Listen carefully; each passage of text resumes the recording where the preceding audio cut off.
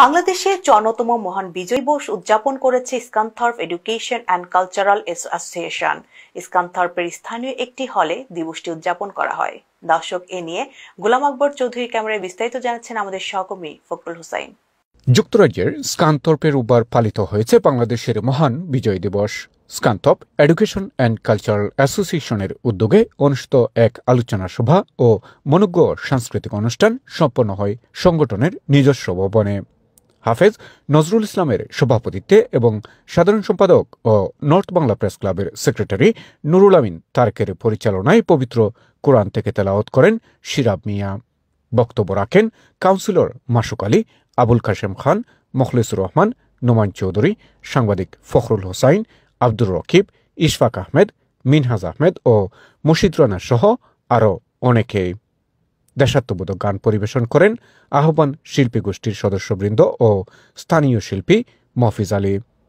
বক্তারা তাদের বক্তব্যে বলেন, বাংলাদেশের স্বাধীনতা ও সার্বভৌমত্ব রক্ষায় সকলকে ঐক্যবদ্ধভাবে কাজ করতে হবে এবং সরকারের পাশাপাশি দেশের সকল নাগরিকদের দেশ রক্ষায় আরও সচেতনতা এবং দায়িত্ব নিয়ে সরকারকে সহযোগিতার আহ্বান জানান। এডুকেশন কালচার অ্যাসোসিয়েশন কর্তৃক আয়োজিত আজকের বিজয় দিবসের প্রোগ্রাম থেকে সকলকে বিজয়ের শুভেচ্ছা। স্কানথর্প এডুকেশন অ্যান্ড কালচারাল অ্যাসোসিয়েশন কর্তৃক আয়োজিত আজকের এই বিজয় দিবসের আলোচনা থেকে আমি আপনাদের উদাত্ত আহ্বান জানাচ্ছি। বাংলাদেশ বিমানের ফ্লাইট আপনারা জানেন সেটাকে বন্ধ করার পায়তারা চলছে। আমি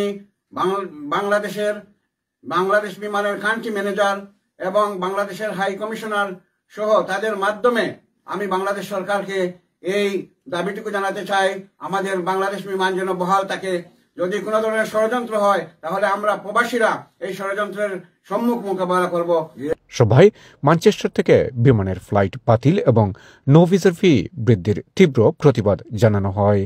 তারা বলেন, প্রবাসীদের দীর্ঘদিনের আন্দোলনের ফসল বিমানের ডাইরেক্ট ফ্লাইট বন্ধের আত্মঘাতী এবং হঠকারী সিদ্ধান্ত থেকে বিরত থাকার। অন্যথায় সকল প্রবাসীদের নিয়ে বিমান রক্ষায় কঠোর থেকে কঠোরতর আন্দোলনের হুঁশিয়ারি জানান তারা।